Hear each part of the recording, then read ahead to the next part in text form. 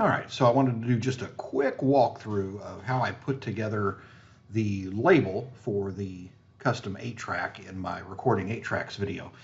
And I did it on Photoshop just because I'm familiar with it. Whatever type of photo editing software you have will work fine. But I started off with a 3.377 inch by 4.75 inch project. And the reason why I used that was to give me just a little bit of a bleed over the edge so that I could trim it to the exact size. Now it'll be within probably a 1/16 of an inch of this, but that gives us a nice start for our project. Now, what I did to begin with was I took his original artwork from his CD release and I added that to it here up at the top. And the CD was about the right size that I just used it as is and just kind of filled it in a little bit.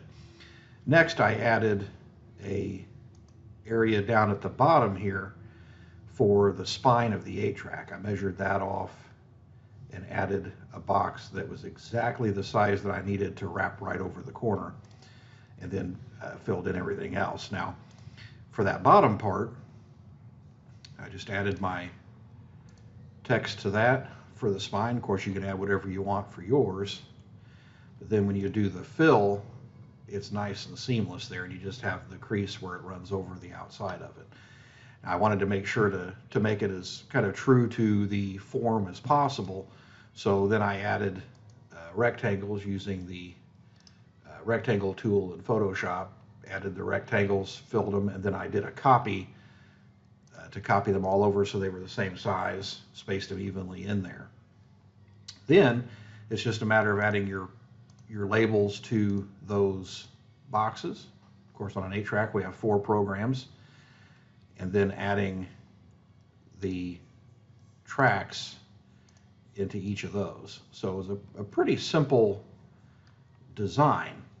Now when I printed it, one thing that Photoshop will do that's nice is, you want to make sure that you set it to not scale that to fit. You want it to be 100%. You want it to print it at the exact size that you've created your project. So right here it shows that.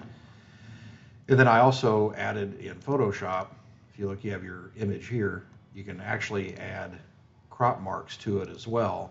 So if you're using a paper cutter or a straight edge, you have something to line up that shows you where the edge is, gives you a nice clean cut on that label. And I will jump over and I'll show you the type of paper I used and the actual label itself.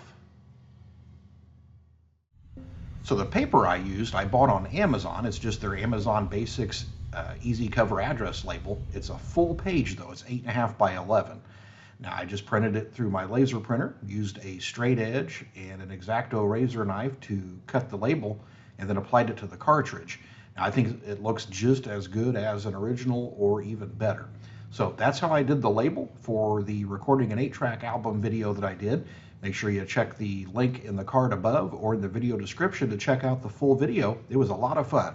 That's all I have for now in this little bonus video for you. We'll see you next time. Happy listening.